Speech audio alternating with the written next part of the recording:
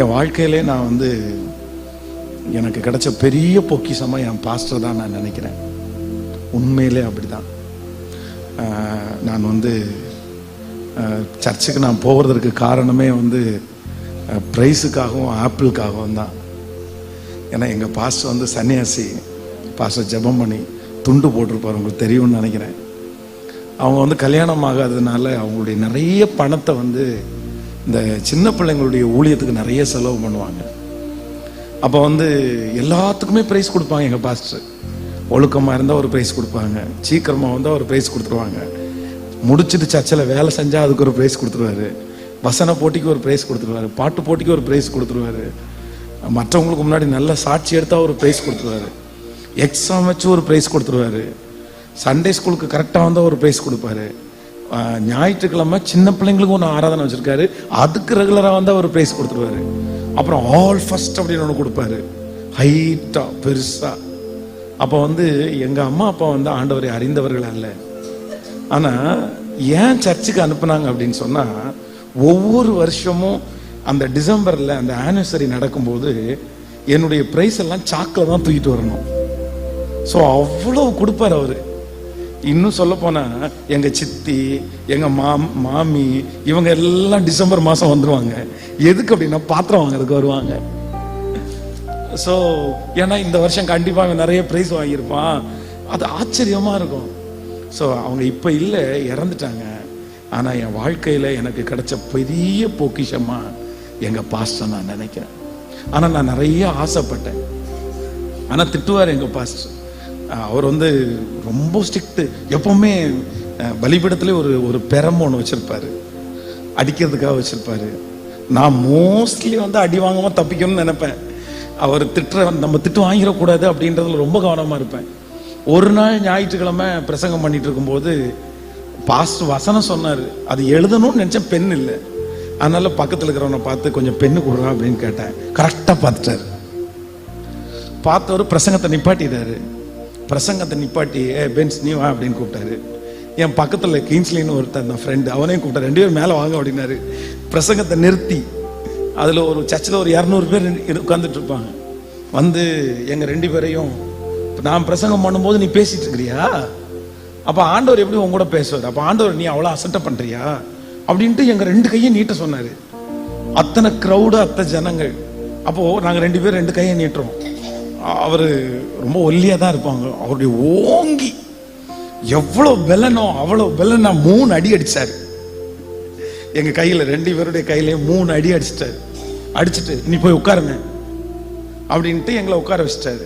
அப்போ வந்து அன்னைக்கு ஆராதனை முடிச்ச உடனே நிறைய பேர் என்கிட்ட வந்து கேட்டாங்க, என்ன பாஸ்டர் ஒன்று எல்லாருக்கும் முன்னாடி வச்சு அடிச்சிட்டாரு, அப்படி என்ன பண்ணீங்க, அப்படி என்ன பேசுனீங்க? நான் கேட்டது ஒரு பெண்ணு தான் கேட்டேன். நான் அவர்கிட்ட சொல்லவும் செஞ்சேன், இந்த மாதிரி பெண்ணு தாயா கேட்டேன் அப்படின்னு. ஆனா என் ஃப்ரெண்டு சொல்லிட்டான், என்னடா எல்லாருக்கும் முன்னாடி வச்சு நம்மளை இவ்வளோ அசிங்கம் பண்ணிட்டாரு அப்படின்னு. அப்போ உண்மையிலே நான் ஒரு வார்த்தை சொன்னேன், பாஸ்டர்ட்ட எல்லாம் அடி வாங்குறது பெரிய பாக்கியம்டா. கண்டிப்பா அவர்கிட்ட அடி வாங்கிட்டோம்ல, நம்ம நல்லா தான்டா இருப்போம். உண்மையிலே நாங்க 2 பேரும் இன்னைக்கு நல்லா இருக்கோம். 2 பேருமே ஊழியக்காரங்களா இருக்கும். ஸோ அப்போ அந்த பரிசுத்தவானுடைய அந்த ஊழியக்காரருடைய பிள்ளைகளா இருக்கிறத வந்து அதனால நான் ரொம்ப ஆசைப்படுவேன். எங்கள் பாஸ்டருடைய துணி துவைச்சு போடுறதுக்கு ஆசைப்படுவேன். நானா வாலண்டியராக போய் கேட்பேன், கொடுங்க பாஸ்டர் கொஞ்சம், நான் துணி துவைக்க ஆசைப்படுறேன். எங்கள் பாஸ்டர் சாப்பிட்ட தட்டில் சாப்பிடணும்னு ஆசைப்படுவேன். அதுக்காக வெயிட் பண்ணிட்டு நிற்பேன். எங்கள் பாஸ்டருடைய காலை அமுத்தி விடுறதுக்கு ஆசைப்படுவேன். அதுக்காக அவருடைய பெட்ரூம் பக்கத்தில் போய் உட்காந்துருவேன். என்னதான் கூப்பிடணும் அப்படின்னு உட்காந்துருவேன். அவர் கடைசியில் மரிக்கும் போது எப்படியாவது அவருக்கு உதவி செய்யறதுக்கு, அவருக்கு சேவை செய்யறதுக்கு ஒரு வாய்ப்பு கிடைக்கணும்னு ஜெபம் பண்ணேன். ஆனா அதுக்குள்ள என்னுடைய ஊழியங்கள் எல்லாம் வளர்ந்து நான் நிறைய ஜனங்களுக்கு பாஸ்டரா மாறிட்டேன். அப்ப எங்க பாஸ்டர் வந்து ஒரு டைம் வந்து அவரே கன்வென்ஷன் வச்சு என்ன பிரசங்கியரா கூப்பிட்டாரு. எனக்கு வந்து உலகத்துல இல்ல பல இடங்கள்ல போய் பிரசங்கம் மட்டும் பெருசா தெரியல. ஆனா எங்க பாஸ்டர் என்ன ஸ்பெஷல் பிரசங்கியரா கூப்பிட்டு எங்க சர்ச்சை திறந்து என்ன சர்ச்சை கொடுத்தாரு பாருங்க. அது எனக்கு ரொம்ப பெருசா தெரிஞ்சுச்சு. பாஸ்டர் நானா வரணும் அப்படின்னு கேட்டேன். ஆமா வா அப்படின்னாரு. அப்போ நோட்டீஸ் எல்லாம் அடிச்சாரு. கீழே பாத்தீங்கன்னா எங்க பாஸ்டருடைய பேர் இருக்குது. அப்போ போய் இந்த மாதிரி எப்பவும் பாஸ்டருக்கு முன்னாடி கீழே உட்காந்து நான் பேசுவேன். அப்போ கன்வென்ஷன் பிரசங்கியாரா நான் போயிருக்கிறேன். நான் கீழே உட்கார்ந்த உடனே எங்க பாஸ்டர் எந்திரிச்சு மேல உட்காரு அப்படின்னாரு. அப்ப நான் சொன்னேன், பாஸ்டர் நான் கீழேயே உட்காந்துக்கிறேன், எனக்கு மேல வேணாம், நான் கீழே உட்காந்துக்கிறேன் அப்படின்னு. உடனே எங்க பாஸ்டர் சொன்னாரு, என்னை விட இப்ப நீ பெரிய பாஸ்டரா? என்னை விட நீ இப்ப பெரிய பாஸ்டர், எங்கிட்ட கொஞ்சம் பேர் தான் வரட்டும், உங்களை நிறைய பேர் வர்றாங்க அப்படின்னாரு. உண்மையிலே நான் என்ன சொன்னேன் அப்படின்னா, இல்ல பாஸ்டர், என்னைக்குனாலும் எத்தனை 1000 பேர் வந்தாலும் நீங்க தான் எனக்கு பெரிய பாஸ்டர், அதெல்லாம் ஒண்ணும் இல்லை பாஸ்டர். ஸோ அந்த கடைசி எங்க பாஸ்டர் வந்து கவனிக்கணும்னு எனக்கு ஒரு ஆசை இருந்துச்சு. ஆனா ஊழியம் எல்லாம் ரொம்ப பெருகிச்சு. அதனால எப்படி நான் அந்த கடைசி நாட்கள்ல அவரோட ஸ்பெண்ட் பண்ணுவேன்னு நினைச்சேன். கரெக்டா அவர் மரணம் அடைகிறதுக்கு ஒரு 6 நாளைக்கு முன்னாடி கன்னியாகுமரியில பாத்தீங்க அப்படின்னு சொன்னா ஒரு கூட்டம், எனக்கு வந்து ஒரு 3 நாள் கன்வென்ஷன் கூட்டம் வருது. அப்ப எங்க பாஸ்டர் ரொம்ப சிக் ஆயிட்டாரு. ஸோ நான் போய் பார்த்தா எங்க பாஸ்டர் வந்து ரொம்ப முடியாம இருக்கிறாரு. கடைசியா எங்க பாஸ்டருக்கு ஷேவ் பண்ணி விட்டது நான் தான். கடைசியா எங்க பாஸ்டருடைய நகத்தை வெட்டி விட்டது நான் தான். கடைசியா படுத்த பெட் நான் வாங்கி கொடுத்தது தான். அவர் கடைசியா வச்ச தலானா நான் வாங்கி கொடுத்தது தான். கடைசியா உங்களுக்கு என்ன வேணும் அப்படின்னு கேட்டு, கொஞ்சம் பாயசம் கிடைச்சா நல்லா இருக்கும் அப்படின்னாரு. அப்ப வந்து லாஸ்டா எனக்காக ஜெபம் பண்ணுங்க அப்படின்னு நான் சொன்னேன். அவருக்கு முடியல, ரொம்ப டயர்ட் ஆயிட்டாரு. அப்ப வந்து அவருடைய கையோட என் கையை சேர்த்து பிடிச்சி ஒரு 45 மினிட்ஸ் நான் வந்து ஒரு பாடிட்டே இருக்கிறேன். எங்க பாஸ்டருக்கு வந்து அது ரொம்ப நல்லா இருக்குது, நான் பாடுறது. நான் பாடிட்டே ஜெபம் பண்ணிட்டு இருக்கும்போது அவருக்கு ரொம்ப நல்லா இருக்குது. பாடு பாடு பாடு பாடுனாரு. அந்த டைம் ஆன உடனே என் கையை பிடிச்சி நிறைய பிளெஸிங் சொன்னாரு. நீ நல்லா இருப்ப, நீ பெரிய ஊழியம் செய்வ, கடவுள் உன்னை ரொம்ப நல்லா வைப்பாரு. ஆனா ஒண்ணு, ஆண்டவருடைய உபதேசத்தை மட்டும் விட்டுறாத, ரொம்ப ஸ்ட்ராங்கா இரு அப்படின்னு நிறைய வார்த்தை சொன்னாரு. உண்மையிலே அந்த தேவ மனுஷன் சொன்ன எல்லா வார்த்தையும் என் தலை மேல நடக்கிறத அப்படியே பாக்குறேன். அதனால நான் என்ன சொல்றேன் அப்படின்னா, நம்ம வந்து நம்முடைய முன்பாக இருக்கிற தலைவர்களுடைய ஊழியக்காரர்களுடைய நெகட்டிவ் எல்லாம் நோண்டி நோண்டி நம்ம பார்த்தோம் அப்படின்னு சொன்னா, ஸ்பிரிச்சுவல் லைஃப்ல ஆவிக்குரிய வாழ்க்கையில நீங்க ஒரு நாளும் வளரவே முடியாது. இந்த உலகத்துல பிறந்த மனிதர்களாய் இருப்பார்களே, ஆனால் அவர்கள் எவ்வளவு பெரிய நபர்களா இருந்தாலும் கண்டிப்பாக அவர்களுக்குள்ள என்ன இருக்கும் கேட்கல, குறை கண்டிப்பா இருக்கும். குறை இல்லாத மனுஷன் இந்த உலகத்துல யாருமே கிடையாது. அப்படி யாராவது ஒருத்தர் எனக்கு குறை இல்லை அப்படின்னு சொல்லுவாங்கன்னா நான் நம்புறேன் அவங்க தேவ தூஷணம் சொல்றாங்க. கண்டிப்பா கிடையாது. அப்போஸ்தலனாகிய பவுலே சொல்றாரு, நான் செய்ய விரும்பாததை செய்கிறேன், நான் பேசக்கூடாததையே பேசுகிறேன். சோ அப்போஸ்தலனாகிய பவுலுடைய வாழ்க்கையில தடுமாற்றம் அப்படின்னு சொல்றது எல்லாருடைய வாழ்க்கையிலும் வரும். ஊழியக்காரங்களுடைய வாழ்க்கையில வரும், விசுவாச மக்களுடைய வாழ்க்கையில வரும், ஜெபிக்கிறவங்களுடைய வாழ்க்கையில வரும். ஆனா தடுமாற்றம் வர்றது பெருசு இல்ல, இந்த தடுமாற்றம் கண்டினியூ ஆயிடுச்சுன்னா நீங்க வாழ முடியாது. நிறைய பேருடைய வாழ்க்கையில இருக்கிற மிகப்பெரிய மைனஸ் என்ன அப்படின்னா, அவங்க ஏன் வளரல, அவங்க ஏன் சாதிக்கல அப்படின்னு சொன்னா, அவங்க தடுமாறுறது தப்பு இல்ல மகன். தடுமாற்றம் கண்டிப்பா வரும். ஏதோ அப்படியே ரட்சிக்கப்பட்ட அன்னையிலிருந்து சாகிற வரைக்கும் நான் விழவே மாட்டேன், இல்ல நான் வந்து ஒரு தப்பு கூட சொல்லல, ஒரு பொய் கூட நான் சொல்ல மாட்டேன் அப்படின்னு எல்லாம் யாரும் சொல்லிட முடியாது. தடுமாற்றங்கள் நமக்கு வரலாம், இடறல்கள் நமக்கு வரலாம். ஆனா அது சூரியன் அஸ்தமிக்கிற நேரத்தை தாண்டி அது கண்டினியூ ஆயிடுச்சுன்னா உங்க வாழ்க்கையில நிறைய இழந்துருவீங்க. இன்னைக்கு இந்த சத்தத்தை கேட்கிற ஒவ்வொரு பிள்ளைகளுக்கும் நான் சொல்றேன், நீங்க ஒரு நாள் தப்பு பண்ணிட்டுங்க ஆண்டவருடைய பிள்ளையே, ஓகே ஆண்டவரே இன்னைக்கு நான் ஒரு மிஸ்டேக் பண்ணிட்டேன், தேவ சமூகத்துல போய் உட்கார்ந்து ஜெபம் பண்ணி அறிக்கை செய்து என்ன மன்னிச்சிருங்க, நான் திரும்ப உங்க அன்புக்குள்ள வந்துடணும் அப்படின்னு ஓடி வந்துடணும். நீங்க இந்த ஒரு நாள் தப்பு, 2 நாள், 2 நாள் தப்பு, 3 நாள். அப்பாவை விட்டு இளைய குமாரன் போன ஃபர்ஸ்ட் டே தகப்பனாரை விட்டு ஃபர்ஸ்ட் டே போயிட்டான். அந்த ஃபர்ஸ்ட் டேவுக்கு அந்த லாஸ்ட் நாளுடைய உணர்வு அவனுக்கு வந்துருச்சுன்னு வைங்களேன்.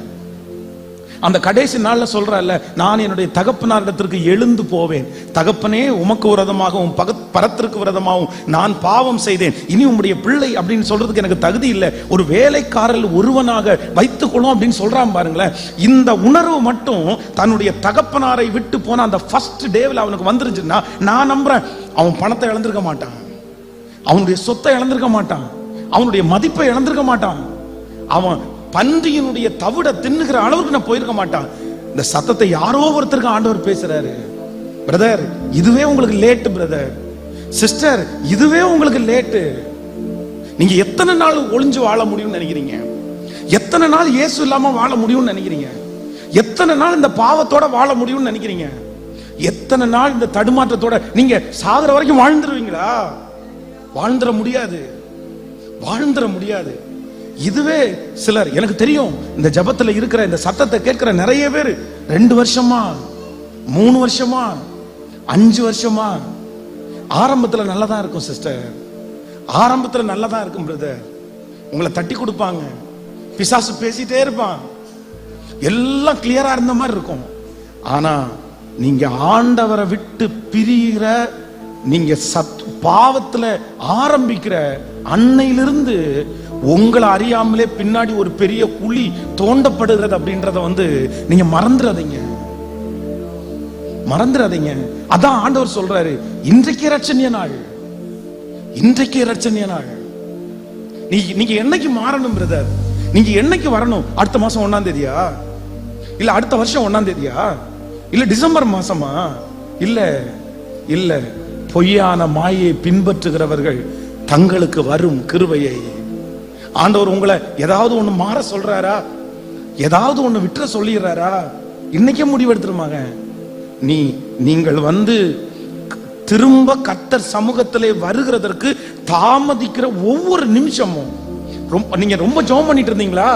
நிறைய ஜெபம் பண்ணிட்டு இருந்தீங்களா? இப்ப ஜெபம் பண்றது இல்லையா? தாமதம் பண்ணாதீங்க. உலகத்துல இருக்கிறவனை விட்டுருங்க, மற்றவங்களை விட்டுருங்க. ஆனா நான் நம்புறேன், இந்த ஜெபத்துல இருக்கிற ஒரு சிலர் மட்டும் ஆண்டவருக்கு ரொம்ப பிரியமானவங்க, ஆண்டவருக்கு ரொம்ப இஷ்டமானவங்க. நான் நம்புறேன், ஆண்டவருக்கு ரொம்ப பிரியம் இல்லாத ஒரு நபர் ஜெபம் பண்ணலன்னா ஆண்டவர் பெருசா கேட்க போறது இல்ல. நம்ம நிறைய பேர் சொல்லுவோம், உலகத்துல இருக்கிறவன் எல்லாம் அவ்வளவு பெரிய தப்பு பண்ணுவான், விபச்சார பாவம் பண்ணுவான், வேசித்தன பாவம் பண்ணுவான், திருடுவான், ஏமாத்துவான். பாத்தீங்கன்னா அவனுக்கு ஒரு கஷ்டமே வராது பாருங்களேன். ஆனா நீங்க ஒரே ஒரு பொய் மட்டும்தான் சொல்லுவீங்க, அன்னைக்கு பாத்தீங்கன்னா அவ்வளோ பெரிய தண்டனை வரும் உங்களுக்கு. நீங்க கேட்பீங்க, ஏன்டா அவன் அவ்வளோ அயோக்கியம் பண்ணிட்டு இருக்கிறான், அவன்லாம் சந்தோஷமா வாழும்போது நான் ஒரு பொய் சொன்னதுக்கு இவ்வளவு பெரிய தண்டனையா? வேதம் சொல்லுது, கர்த்தர் சிட்சிக்கிற பிள்ளை பாக்கியவான்னு வேதம் சொல்லுது. ஆண்டவருடைய சிட்சைக்குள்ள நீங்க இருக்கிற வரைக்கும் நீங்க லக்கி பீப்புள். கர்த்தர் உங்களை தண்டிக்கிற வரைக்கும், கர்த்தர் உங்களை கொட்டுகிற வரைக்கும், கர்த்தர் உங்களை திட்டுற வரைக்கும், ஆண்டவரை விட்டு போனதுக்கு அப்புறம் இழந்தீங்களா பிரதர்? நீங்க இன்னும் ஆண்டவருடைய அன்பை விட்டு தூரம் போல. ஆண்டவரை விட்டு நீங்க போனதுக்கு அப்புறம் நீங்க இழந்துட்டீங்களா? தப்புல பிரதர், தப்புல. ஆனா ஆண்டவரை விட்டு போனதுக்கு அப்புறமும் நீங்க இழக்கலைன்னா தான் ரொம்ப தப்பு. நீங்க இவ்வளவு பெரிய தப்பு பண்ணியும், இவ்வளவு பெரிய காரியத்தை பண்ணியும் உங்களுக்கு ஒரு பிரச்சனையும் வரலையா, ஒரு தண்டனையும் வரலையா? அப்பதான் நீங்க கவனிக்கணும். ஏன் அப்படின்னா பைபிள் சொல்லுது, அவர் நேசிக்கிற புத்திரனை கடிந்து கொண்டு சிட்சிக்கிறார். கர்த்தருடைய சிட்சையை அற்பமா எண்ணாதே. அவர் நம்மை கடிந்து கொள்ளும் போது சோர்ந்து போகாதே. அவர் நேசிக்கிற புத்திரனை கடிந்து கொண்டு சிட்சிக்கிறார். அவர் யாரை சிட்சிக்கிறாரோ அவர் மேல் அன்பாயிருக்கிறார். அவருடைய சிட்சையை நான் அற்பமாய் நினைக்கவே முடியாது.